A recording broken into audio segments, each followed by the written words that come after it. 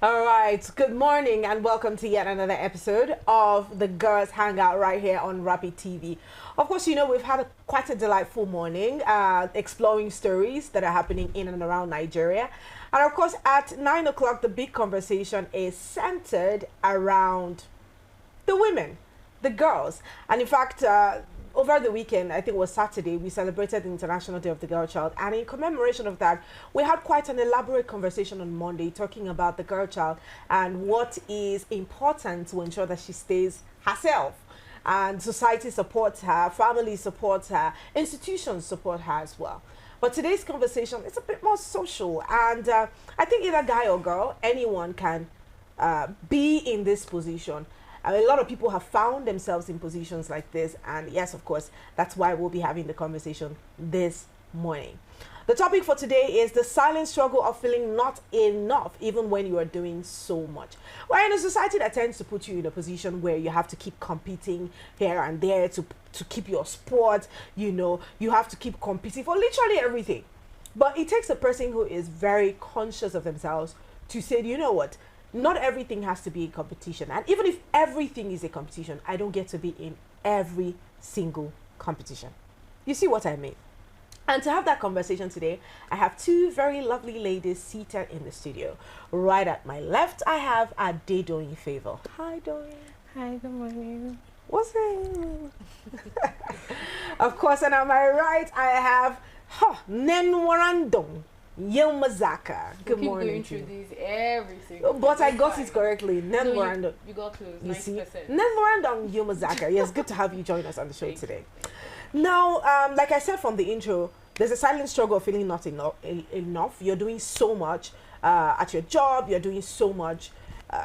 Institutions basically doing so much in life, but there's this pressure a lot of people feel thinking, oh, I'm not doing enough.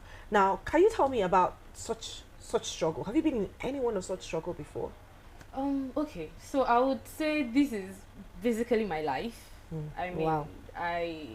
It's still something I'm struggling with, but again, you know, once you know that, okay, this is one issue, you're like a step ahead to, you know, getting it solved. So, and I want to believe that it's common with so many other women, you know, no matter how hard you work, no matter how much effort you put into something, there's still always that part of you, especially when you're a perfectionist. You know, there's always that part of you that keeps feeling like, oh, I still did not do enough. I should have done this better. I should have done that better. I should have. And it's not that it's not a situation of you did not do it well, but it's a situation of I would say probably the way our bodies is programmed or wired. You know, we're just wired to want to do everything ourselves and get everything done perfectly well. And we forget that there are also times where it might not go perfectly well as we planned for it to go. And then probably because of that result, we now begin to flog ourselves and feel like we actually did not even put enough of the effort into it. So, like I said, but again, I don't know if the men also have a fair share of this feeling, but I feel like it's more common with the women. With women. Yeah. Well, we'll leave that part of whether the men feel like that or not, but let's hear you doing. What are your thoughts on this? I don't know. I would say there are a lot of societal standards that are set there, not by anyone, but everybody just feel obliged to meet up to, which indirectly becomes a struggle of, okay, you're trying to, maybe let's talk about your body, you're trying to add weight, and you just accomplish that, and then you're seeing another person talking about being thick is unhealthy, is this, you should eat less, and then you're trying to compare yourself to the person, forgetting we all have our struggles. We are not built the same way. Even if you're trying to lose weight, you might not, probably because of hormonal imbalance or PCOS and all. But like, you're just trying to fit in some criteria which is not necessarily supposed to be, but because of societal rules that, okay, you have to be within this certain category. Yeah, so I feel that's another struggle for women. Okay, so to add to what Doyin had just said, I feel like one of the things that have contributed to people or women feeling this way is external pressure. So you know, when, for example, let's use career, you're doing so well in your career. I mean, you're taking it one step at a time, and then you see someone, probably a friend or someone within your age group that you feel is doing so well, and that moment you begin to feel like, okay, looks like I'm really not doing well. Yes. And the sad part to this whole thing is it leads you to a place of ingratitude. So instead of you being in a place of, oh, I'm grateful for where I am, and it's a process. I will take it one step at a time. But by the time you allow this pressure of, oh, this person is doing well, and I mean, social media just makes it even worse. You're on social media and you're seeing people, sometimes some even younger than you, doing so well, and you're like, what am I? And we forget that fake life is actually real as well, you know. Fake life is real. 100%. So, you know, there's that part of, like I said, the external pressure as to, oh, I feel I'm not doing well enough because I saw my neighbor, I saw someone, you know, doing way better. And I mean, we shouldn't pressure ourselves that much. You know, this conversation about the struggling, a feeling of not doing enough while you're actually doing a lot. Sometimes some people call it imposter syndrome. And imposter syndrome is where you see a person reaching a certain height. People are giving them accolades for that, but they don't feel like they deserve to be in that position where they deserve that accolade. Now, if you follow the conversation last week, we did make mention of the fact that it's important for people to discover themselves. And when a person discovers his or herself, it builds a healthy perception about yourself. One thing I always will say consistently is, if you don't know yourself, somebody else will tell you who you are, and you'll be forced to accept it because you don't know who you are. In fact, I feel like every girl at some point of their life have experienced this. And in fact, you will experience, I was just sharing an experience with Victor sometime yesterday where I was saying, I went somewhere. Personally, I know I'm doing my best. I'm not folding my arms. I'm trying to put my head where necessary. I'm trying to do what I think is humanly possible, right? Then I go on to meet someone. Like, I was trying to poach something to the person. Oh, you need to buy into this idea. This is a very good idea, I think. And the conversation I had with that person got me thinking if I had done anything with my life at all. Usually, I don't think I'm someone who I don't judge my position at life based on how someone else is moving with their life. Because again, I understand more than ever that life is a process, and our processes are different. You know, somebody might be in their harvest stage. You are just cultivating, and you are looking for the harvest of the person that has planted a long time ago, which does not make sense. And this is where you see a lot of young people being pressured to want things that they're not mature enough to get into. And so I had that conversation on my way home. I kept thinking, I'm like, did I not do anything with my life? Because the person was like, you are not doing, and I thought about it. And then when I went home and I sat on my own and I thought about it, I came to a conclusion that people will have conversations with you based on where they are, not where you are. So the person I'm speaking with is advanced in age, is a lot more advanced in career, is a lot more advanced in finances. So the person is seeing things from his perspective.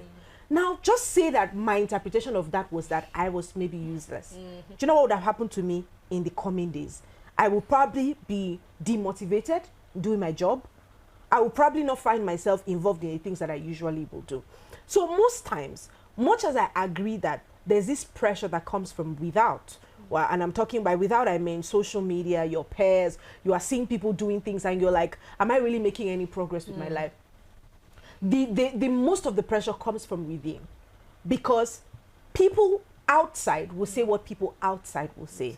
But a person who is secure in themselves understands their journey, understands their process, and that becomes the basis of how they operate and they relate with other people. I don't know if this makes sense at all. But yes, when we talk about the silent struggle of not feeling enough, what are some of the things, because I know we have highlighted social media, but and you know, there's this saying I always will say is, guard your heart at all costs.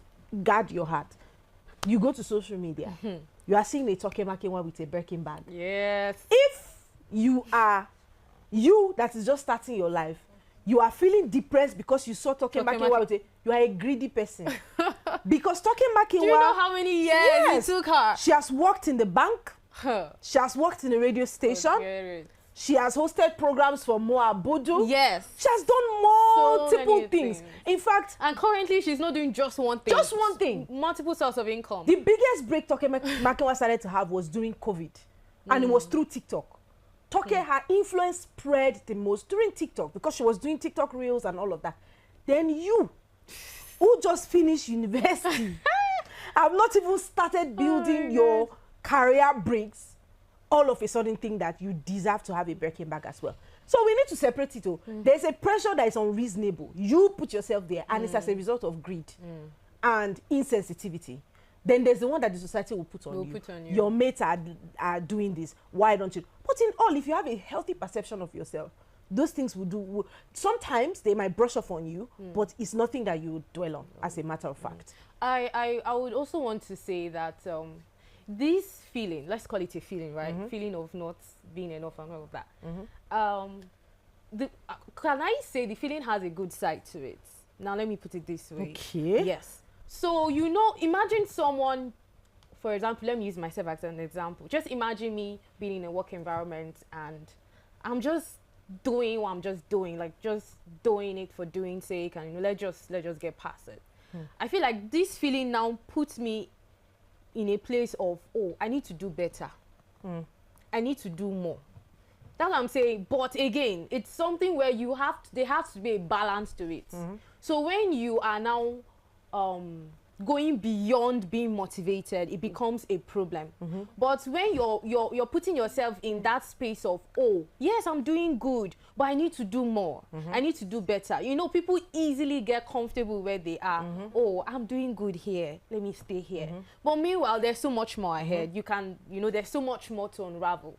Yes. So I feel like there's like a good side to it, but there's like I think the problem is the excessive part of it. When you now begin to go beyond, oh, I can do more, to now even doubting what you are already doing, I think that is where the issue is. And the part where he spoke about the pressure from within, that is so real.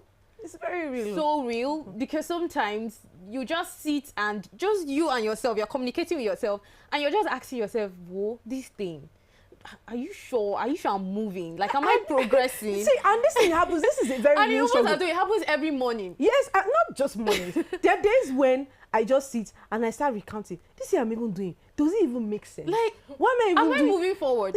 And then you by yourself, after that moment of delusion, you just wake up and like, you what now is wrong knock with yourself you? back to wisdom. How many people? So, but what you have said is like a healthy analysis. That's what I would say. Okay. You need to also tell yourself the truth. That's it. In the grand scheme of things, motivate yourself to move.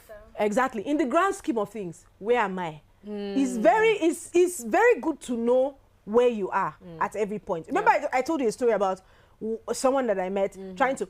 I immediately adjusted my mind to where I was. I am not there yet. That's the truth. And I don't expect a response from that person. I don't expect that person to respond to me as somebody that is within their circle. Because within their circle, that another person might have not picked an offense or might have not been thinking too much of that. The fact that I am depressed by what that person said, it means I'm not there yet. That's the truth. If I'm there yet, I'm confident in where I am right now. So it was just a call to work better. It's just a call to be better. Aim for there. Because that person did not get there by emotion too. No. The person who got there did not get there by being so touchy or being so emotional and saying, oh, every other person does something and you don't do it at all. They took the opportunity when they had it. And in fact, when there was no opportunity, they created the opportunity and now they are thriving in it. So you don't expect such a person to be all emotional with you because emotions never got them to the point where they are. I would just like to add to what you guys said already.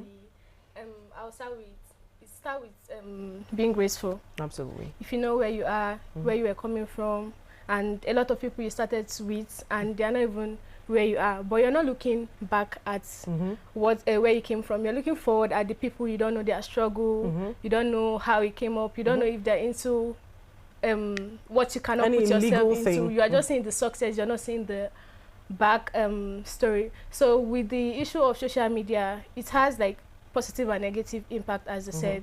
as it's sometimes help you to push further and be like, no, this is not where I want to be. I have to work harder to attain to this certain height I want to be, and not constantly comparing yourself to then through that you get into depression, sit back. That means you're not even working towards the one you are supposed to work towards, and you're not also fitting in the other person's criteria. So it just has to be with being grateful and recognizing where you are and where you want to be. Exactly. So I just remembered something that happened to me like some years back. I was opportune to get a job after NYSC. Not a big job, but I mean it was in a media house and all. So I was doing my thing, I was on TV and all, and of course talking about what we're saying, I honestly felt I wasn't doing enough. Like I just felt like I was not moving, you know. And then I had this classmate of mine in uni. She reached out to me. Okay, I think I posted one of my picture of myself being on air, and she reached out to me and she was like, you're on TV, you're working in so. I'm like, yes. And she was like, you're lucky, oh. You're feeling you're not. And I'm like, okay, well, I'm lucky. Like, what's going on? And then she was like, so I just randomly, I said, oh, how you doing? How is work? And she was like, she's still looking for work and all of that. So I understood the angle she was coming from. She was like, and she still kept hitting on, you people are the lucky ones. In as much as I had an issue with the way she was saying it, but it brought me back to understand that, whoa, this place where I am, somebody is wishing. Exactly. So just like we said, you know, that place where you are, where you're feeling, I'm not moving forward, that is where someone else is. Someone else hallelujah challenge is on, right? That is someone else's hallelujah challenge prayer point.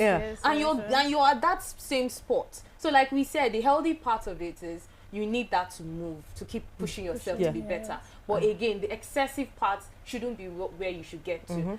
Because again, another part of this thing is when you now come across someone that you feel, I should have been looking like this. Sometimes it now brings up this hatred. You're looking at, this person did not do anything to you. You're just angry that, why is she there? Why shouldn't I feel like I want to say that is like witchcraft. It's witchcraft. And do you know why that is? It's because people are not grateful for where they are. You'd see that person saying, why am I not there? The person cannot even do the sacrifices the person there is doing. So you see, many times, people in a bid to want to be somewhere ignore where they are. So it's me now here on Rapid TV and saying that I want to work in space. Do you get? I want to be reporting from space. There are people who report from space. I'm on Rapid TV. The job I'm supposed to be doing here, I'm not doing it correctly. The sacrifices I'm supposed to be making here, I'm not making it. But I'm aiming for the sky, literally. I'm aiming for the sky, literally. I want to go to space and report.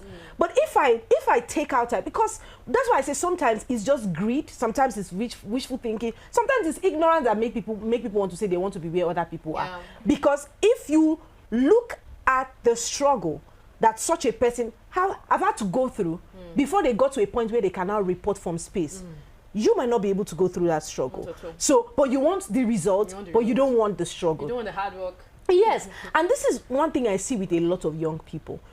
Aim for the stars. See, I don't have any problem with positive affirmation, but you are lying to yourself if you go and you will affirm from today to tomorrow. If you don't work, you will remain where you are. So there's this thing that religion has done to a lot of people, especially here in Nigeria. We go to, you can join Hallelujah Challenge from today till next year.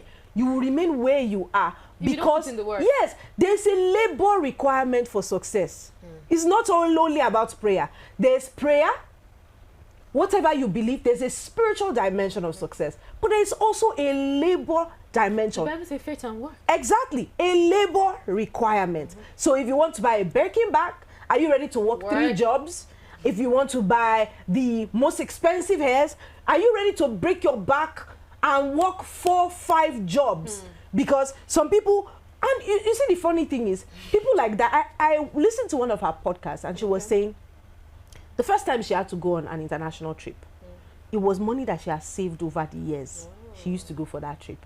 But when she go on that trip and she posts it, people like, hey, look at her, she has traveled out of the country, she has money. She doesn't need to have money to travel there. She wants the experience and she worked towards having that experience. So you see, sometimes when we are talking about the pressure of not really feeling like you're doing enough, you need to know where that pressure is coming from. Sometimes it's an unnecessary pressure you are feeling, especially if you know. And there's one thing I was having a conversation with my friends, and I said to them, everything I have done before I have gotten to the point that I am right now were part of the building process to equip me for where I now am. So at every point, if I was lackadaisical about where I was, let's say I was a cleaner, I was lackadaisical about my cleaning job. I now became a front desk officer. I was lackadaisical about my job. Do you know that even when I get to the top, it will show that I missed a process because I was not taking the process as it should have been.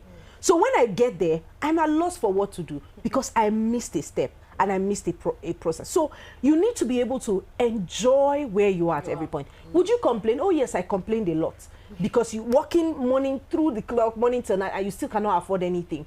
I complained a lot. But the thing is, in that complaint, you would never find me doing my job lackadaisically. I will always pay attention to what I'm supposed to do, but I will still complain because that's not where I want to be. So that might not be the best. Some people might not complain, but the best thing to do is always to pay attention to where you are. Now, set goals to get you to where you want to be. Not feeling as if you're not doing anything entirely. Because, in fact, even times where you feel like you're not doing anything, you're actually doing something. Yes. And sometimes doing nothing actually is actually doing something. To be honest, of course, doing nothing sometimes is actually doing something. Where you have to revive your mind. You've been through like a breakup, you've been through like a toxic job and all of that. Doing nothing at that point is actually doing something. And doing something in that context means you are healing. Although it's not a physical activity, it's an emotional activity that gives you time for introspection. What did I do that landed me there? What should I not do to get to a position like this anymore? So that is actually doing something. So sometimes doing absolutely nothing is doing something still. So do you know that I feel like there's a particular group of people that this topic touches the most? Mothers. Mothers, because I've heard countless times, you know, when I think they call it mom's guilt or something like that. You know, when you feel like you're still not doing enough for your child and all of that. Sadly, none of us are parent, but I mean, we have sisters, you know, and all that have children, and that's another angle to this whole pressure thing. And that one as well, it's still part of internal, just like we said, because most of the times when you see these women that are saying, I don't think I'm doing enough for my child, when you look at the child and you see how they take care of the child, you're like, you're doing so well. Like, so that internal pressure and all of that, I feel it's your responsibility to deal with it. It's your full responsibility to deal with it, handle it, remind yourself, be grateful, like we said, be grateful for where you are, and remind yourself that it's a process. Most important thing is make sure you're moving. Make sure you're moving, no matter how. Just make sure you're taking one step, and you get there. You get there. I feel like we're motivational speakers this morning. Yeah, but they need it. Yes, the most important thing is you have to enjoy the conversation and you have to learn what you have to learn. We also, in the process, sharing ideas, are also learning, you know, some things that we probably might have missed out. But yeah, we're already in the half of the hour, which means we'll head out on a very short break. When we get back, we'll keep up the conversation. Please keep it locked in.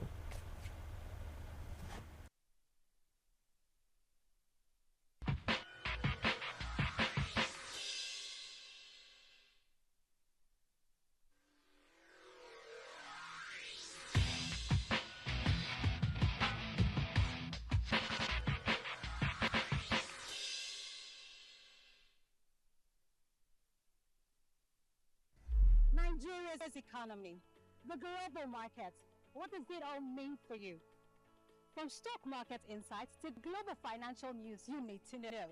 From Wall Street to the main street and of course, the marketplace.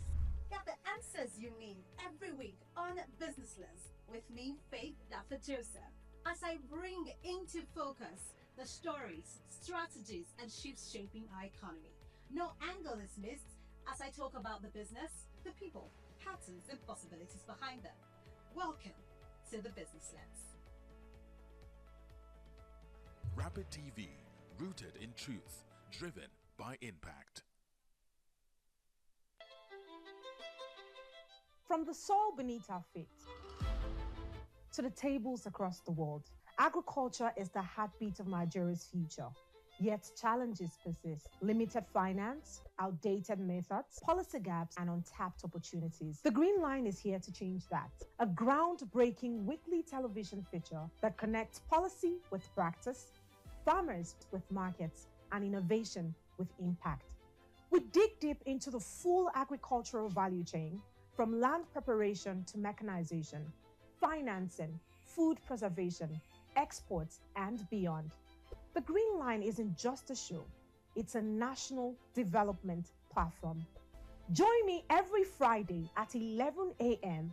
only on Rapid TV, Star Times Channel 176, and online at www.rbnradiotv.com.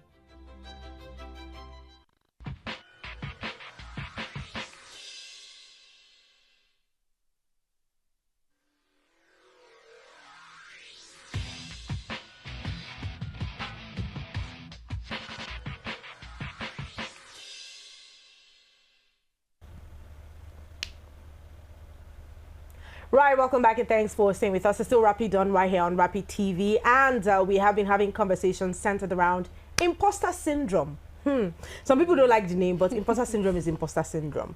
You know, where people, regardless of how much they're doing, regardless of how far they've come in their life and in their journey, they still feel like they're not making progress and they're not doing anything at all. I know at some point in our lives, we must have found ourselves in that position, but I've got two very lovely ladies in the studio, and we have been having the conversation together. Right here is Adedoyin Favor, and here is Nenwaran Dong Yomazaka.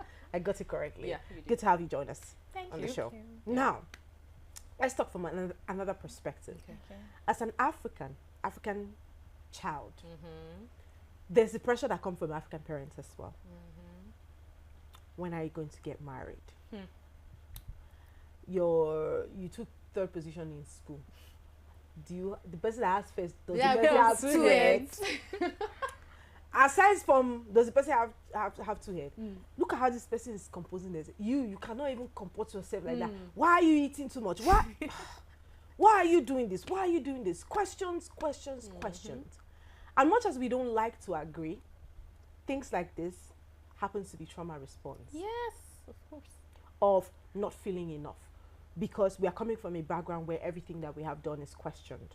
Most people, right, come from a background where everything they have done is questioned. How they walk, how they talk, what they do, everything questioned.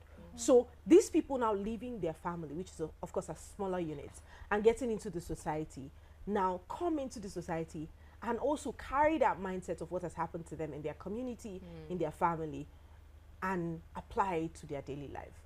So this is where they think, oh, I'm not doing enough. Oh, I'm not even talking correctly. There are people that live on the validation of others. Yes. These people are doing very well. As a matter of fact, you'll be somewhere admiring how much these people carry on life, how much these people do their life and make their decisions. But somewhere in the corners of their room, they're feeling not enough. Yeah. They come and ask you, did I do it well? Is it correct? Are you sure? Am I sure? Questions like this. Now, I know that at some point in our lives, we must have experienced it. I personally have experienced this because at a point where you are carrying first all the time, and then you all of a sudden start taking fourth position. Not even bad. I was not allowed like that. Too, let me tell you.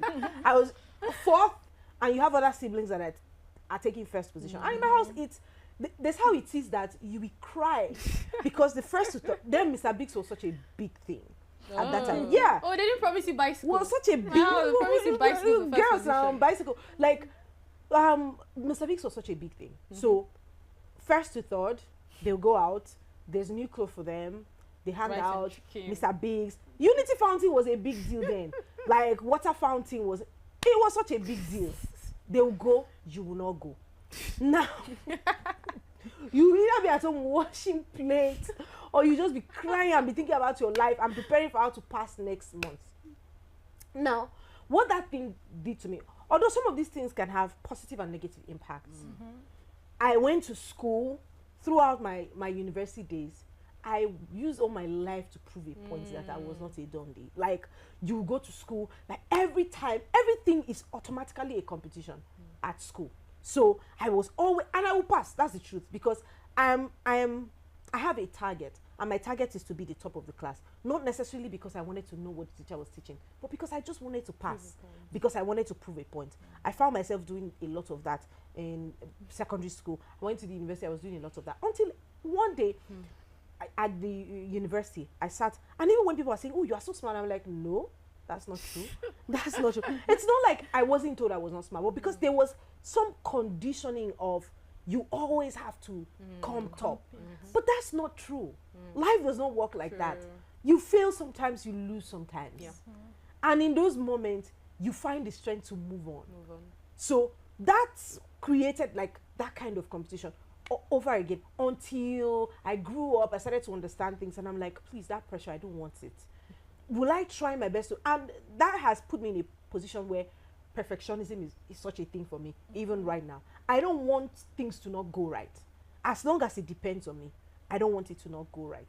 That's the part of that's influence that I've had on me. But it's constant work, consciously like putting effort to ensure that, you know, that's a thing of the past. Let's make room for errors. Let's make room for failure sometimes and all of that. But let me ask you, how were you able to, did you have any of such experiences? Because I shared my experience just so that you tell me your own. Did you have any of such experiences, and how were you able to navigate that process of your life? Okay. Well, no, really that aspect, but it was a struggle for me then. Okay. I used to battle with acne and pimples and everything. Kind of fresh face. Who would have thought? I used to battle with that, and then I feel like people add to it. You might add to it by not necessarily like conscious, but you add to it, and then finding the courage to just step outside to get something, and then along the way you meet like 5 people, one telling you, "Oh, you look so dirty. Don't you wash your face?" Oh my God! People say that. Some people are not Let me recommend something to you. Who told you I'm not using something already? And in the process, you start searching for home remedies, putting. It's fine. It's that Google. stage, yes. And ChatGPT. Then going online to mix things that you don't even know what is. Yeah, exactly. I was trying to like be perfect, but it was my, how will I put it? It was my turn to like, not really turn. It was a phase of your life. Yes, it was a phase, because I was just growing, and everything was new. Like I changed the environment, water and all. And then even in school, with the acne, you feel like, oh, you're not. I would try to like disassociate myself from some certain people, because I felt like, oh, they were more better and everything. But everything just comes with its time and everything. Just try not to be the one to add to people's, because indirectly you might not know. You might just say that, oh, let me recommend this thing to you, and then I'll go home thinking that, is it not getting what I'm doing? Is it not working? Is it not this? And so that's just it. So how you moving with your fresh face now? Because I don't see any acne on your face. It doesn't even look like you've had acne before. At all. Yes, because my sister will always say, leave it, it will go. So you went I on used his to, own? yes. Wow. I just left it. It took about a year or so, then it started clearing up. I noticed I studied my skin to know, okay, I have oily skin. I don't use products that are acne that are prone to acne and stuff like that. So I just cautioned everything. Understand your body more. Okay. That's nice. Your testimony is powerful. Very touching. Yes. Okay, let's hear you. Have you been that point? I don't even know where to start from, It's right? plenty. Because Good. my childhood was rough. Really?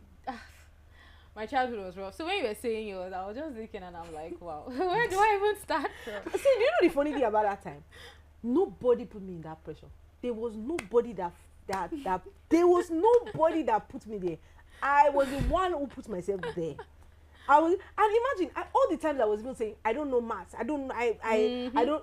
I will still pass. So it's not as if I was not passing it though. It's just that the effort I'll put to write an English exam it's not the same effort I'll put to maybe if I study 2 days before or 3 days before for an English exam, I'll study like 1 or 2 weeks before for a maths exam. So it's not like anybody was putting that pressure on me to compete or something. It's just sometimes unconsciously, sometimes your environment tells you to do that without, but again, your interpretation is the most important thing. Yes. Okay. So for mine, I would say I was actually seen as I could say like the dull child in the family. Hey, whoa. Yes. So that's why I said when I heard yours, I was just laughing. That's why I say my childhood was quite rough. And now that I'm understanding myself better, it wasn't a situation of I was dull. It was a situation of my parents didn't particularly find where my strength lies because at a very young age, I was so good at drawing.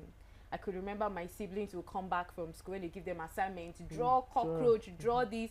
They would just give me their book and their pencil. I wasn't even in that class yet. I was like in a lower class, and I would draw it so well, and I would close their book. And now that I'm thinking about it, I should have been charging them something for it. I would do it free, and I would do it with all my heart, you know. So I now that, like, you know, of course, I now understand myself better. I realize that some things were not my strength, but I mean, then our parents only knew what they knew, right? So there was that constant, what is wrong with you? No, it was tough. It was just like I was that child that was just not catching up. And it affected me in every area. It affected my self-esteem. And you know, something you said about, you know, parents and all. As a child, what your parents say to you is very important. As a child, any other thing any auntie or uncle says might touch you, but because your mom and your dad are like the people you know, they're like your first, all your life. Yes. So anything they are saying to you at that time is what you're taking even more, you know, than any other person. So when you're hearing, what's wrong with you, this, it affected me a lot. That's why I said, this discussion we're having, this is something I'm struggling till date. It's not as bad as before, but it affected me in every area of my life. I got to school. Funny enough, I think it was in my uni that I, you know, began to, you know, come up and all of that. But it affected me so bad. It affected my self-esteem, everything I was doing. I was always hiding. You know, I think till date, some of my classmates probably don't even know me because I was just that very quiet sideline. I'm serious. Like, I was just quiet in my own space, and I know that is an effect of, you know, what happened during my childhood and all of that. But again, what I said from the beginning, at the end of the day, there are some certain choices or some certain decisions that you have to make personally. I can't keep sitting and be like, it was because of my childhood that this happened, it's because of blah blah blah that happened. I had to sit myself down and tell myself, hey, it's time you do something about it. Yes, about it. And it's time you start to rewrite some of those thoughts and some of those beliefs. And that was just it for me. So, but it still affects me a little because sometimes sometimes I tell you guys, I just sit and I feel like, I think I'm still not doing enough. I probably still need to do more, you know, and all of that. But like I said, it's a healthy. See, you know the thing I'm saying? It's okay to say that. Yes. It's okay to sometimes say that, but this is not where I am supposed to be. But you see, sometimes I consciously detach myself from anybody that is doing what I'm doing. I'm serious. Like, are you serious? Yes, I consciously, yes. See, I consciously detach myself. I go there, maybe there's something I'm looking for that I go there. But I consciously detach myself from everyone that is doing what I'm doing. Because, especially if they are doing better than me, I don't dwell on their page. I go to learn what I want to learn and I get out of there. But because staying there, some people will tell you that stay there if you follow their lifestyle. Sometimes staying there makes you unconsciously want to be like them. But don't you think that you should first of all deal with your heart first? See, right? And then when you deal with your heart, you get to a point where, this person is doing so well. Oh, I'm happy for you. Wow, you think it's that easy? That's your journey. This is my journey. The truth is that it's not that easy. We'll get there. It's not always going to be that easy. Yes, I love what the person is doing. Do you understand? But let's say you are still doing, MC for primary school assembly. Birthday party. No, primary school assembly. Let's just primary school assembly. You are doing very well at it. Doing very well. You are still doing for parlor parties, all those smaller parties. Yes. I promise you are doing very well. But there's somebody that is already in government house. The person is already serving the president. No matter how much you are doing, right? You will look up to this person. It's a very good thing. You will learn what the person knows that you don't know. But don't ever dwell on their page. Because if you dwell on their page where every day you go and check, what's this person doing? How is she doing? You see, some people, they become so obsessed that they want to dress how the person dresses.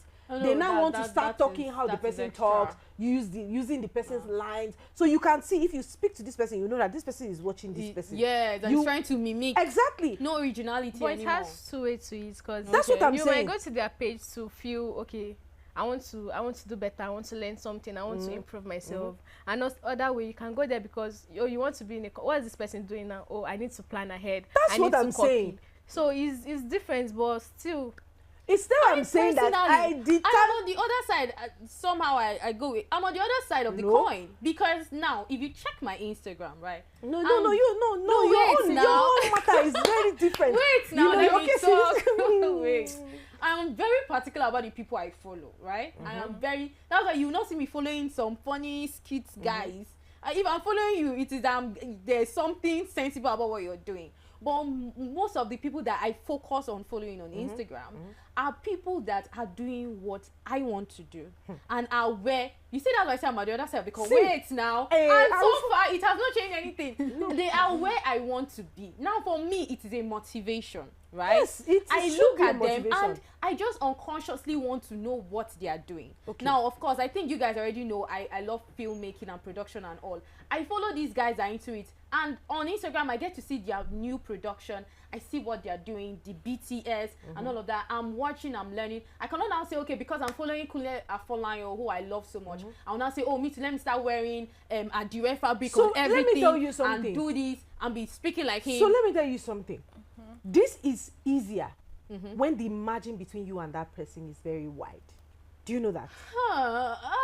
Okay. And now I'm talking about you and your classmates that you graduated together. Oh, hey, you that's. Do you understand what I'm saying? No, that one. I'm talking about you and you see the margin. I cannot go to Christiana Amanpour's page and be depressed. Why am I depressed? Somebody that is obviously very old. Somebody that has been in the by old I don't mean by age. That has been in the profession for a very long time. Why am I going there?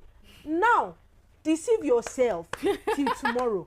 You and your classmates that is doing the same thing. So if you had said classmates, no, but even at that, it's a thing of the heart. No, oh my goodness. But then you handle your heart. See, no matter how much you handle your heart, there's an unconscious comparison. Yeah. And you know that comparison sometimes does not even come from you.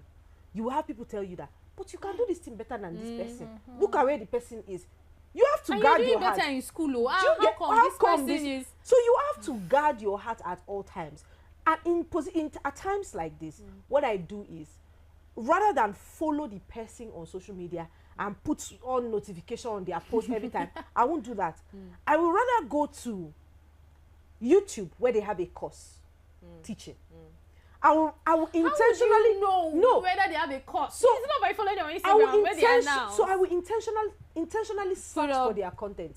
There are jobs, let's say you have a gig, a hosting gig or something. There are jobs I want to do. And I know that I've never been in the government house to do such a job. But I know somebody who has done that job. I will intentionally go and search for that person. When she got the job with the president, how did she handle that gig? I will study what she did. It will help me plan better for my role. How would you get at that time? That's what I'm saying. Intentionally, I don't say block them. No. My point is, most of the times, probably they explain this in a video, right? No, I'm not saying just explain in the video. You can go. Have you not seen people that obsessively follow somebody that is doing what they are doing? Well, I can't relate. Because you do it. Because you do it. No, I can't relate. See, to be honest, I don't think I'm obsessed with anyone. You see, so that's why I'm very healthy. I'm talking about the I love your work and that's all. Extreme point. Personally, and you have to understand yourself to make certain decisions. Yeah. Personally, right? I can get easily distracted by what somebody else is doing. So I don't want to be distracted by that. That's why I'm saying that I see your content, I have to intentionally search for it. Not that every time I know that I'm distracted or this person is doing something a certain kind of way and I'm like, okay, maybe should I do my own like that? Or should I turn it like this person did it like this person did it like this? Maybe this will work for me too. Do you understand? But when I have now concluded on what I want to do by myself, and I say, this is what I want to do. But maybe I can add up from what this person is doing and add up from what this person is doing to make mine better. You see that these are two very different perspectives. One is depending on somebody else for the idea of what you want to do. And the other one is trying to merge what is good from what that person is doing to infuse in what you are already doing. I want to chip in something, which is somehow in line with what we're saying. But it takes us back to, because you know when we gave the instance of you compare yourself to Toke Makinwa, I think one of the things that would also help or a better option to this is opting for mentorship. I don't know if you guys share. I wanted to say that.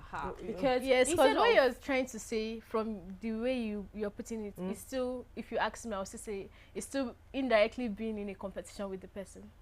Because that's That's it. When you can just go to them, okay, please, I want to do better. Put me That's with through. your classmate, your age mate? Yes. Oh, okay. Would they teach you? Okay. Yes. You might ask as if you don't know. Okay. Would they teach you? But how many years experience does the person have? Because I feel like if you're asking someone for mentorship, should be someone that has. Do you at least understand? Sometimes the gained person wealth just of has experience. leverage of relationship Yes. that took them And there. just had a big opportunity that blew up Exactly. and all. So sometimes they have a leverage of relationship that you don't have. So it's not necessarily because they know how to do it better than you. Sometimes you guys do it well, the both of you are good at what you do, but they have the leverage of relationships. Yeah. We take them into rooms that you cannot afford to be to go there at the time. yet. So don't put yourself there because you are easily prone to competing with that person. Envy can be there, Yeah. jealousy can be there. When I was talking about mentorship, it's for the bigger guys. It's for the big people that are So like, instead of looking at, we'll see you stuck here because I mean we already say using her. Instead of looking at talking and be like, oh, her bag had this, had that. I mean, again, it depends on even what is dragging you to her. Yeah. Because we're in the media space, so it's easy for us to look at her from the part of, you know, being a media personality and all of that, and be like, oh, okay, she's doing so well and all. Why don't I maybe reach out to her, you know, if she could maybe be a mentor, you know, or something that would also, and you know, one thing with mentorship, you get to have a close-up relationship and close-up information as to how the person even got there. So rather than sitting and be like, oh, this person is doing so well, I wish, you could take steps of even reaching out to the person, you know, if the person is open for mentorship and, you know, stuff like that. have you ever heard of this saying? I don't know how, I can't say exactly how I would say, is that you are better off far from your hero. Have you ever heard of that? No. Very good. But I don't think it's in all Sometimes situations. it's better to stay far. Thank God you say sometimes. Sometimes. Sometimes it's It's better, better to stay because close. some people, our time is fast spent. Oh. Some people are, it's just like Jennifer, that's Funke Akindele. When someone has said, oh, I want to work with Jennifer, and got on the set and saw Jennifer throwing slippers to somebody. Let me tell you, somebody that is not in the theatrical space will pick offense with that. But immediately I heard it, I was laughing at that person. Because if you are on stage where people are preparing for drama, like, and your director, it's like almost a norm. Sometimes it's not from a place of abuse. It's just, Like I don't know how to, do discipline. you understand? Not even necessarily discipline. It's just the heat of the moment, you know, explaining, trying to interpret what the person has given to you, might not understand it. So that person was better off far away from her. Just continue idolizing her from far. Don't come close to her because you cannot bear what it takes to get to where she has been. So it's better for you to learn from her from far. But yes, I think our time is fast spent and we have exhausted the conversation about the silent struggle of feeling not enough even when you are doing so much. And we've been able to establish that sometimes it comes from the things that we expose our minds to. You know, the people that we follow, how we follow them. Because you can follow people from different perspectives. We'll use Toke again. I can follow her because of her fashion sense. I can follow her because of her resilience. Another person can follow her because of her style. Another person can follow her because she's currently a mom, and you know, so we follow people for different reasons, okay? But there's one thing, which is the most important thing you should know today, is that habits are buildable. And this one is according to Dr. Maxwell Mott. He says that if you do something consistently for 21 days, it becomes a habit. So if you find yourself not feeling good enough, practice gratitude. Practice journaling. Practice accessing your progress. If you do that consistently, you take your mind away from what is not working to focus on amplifying what is working. And at the end of the day, the answer is in actually amplifying what is working, because that can make rooms an adjustment for what is not working at all. And that brings us to the end of the show today. Let's quickly remind you that we are active across social media platforms, on Facebook, on Instagram, on Twitter, which is now X, and on TikTok at Rapid TV. On YouTube, it's at www.rbnradiotv.com. And on the website, where you can follow us live on all our programs, is www.rbnradiotv.com. Thank you so much, Doing, for joining us on the show today. And thank you so much, Nenwarandong Yumazaka, for joining us on the show today. I definitely had a good time. But yes, this is where we draw the line. And until tomorrow, my name is Martha. See you tomorrow.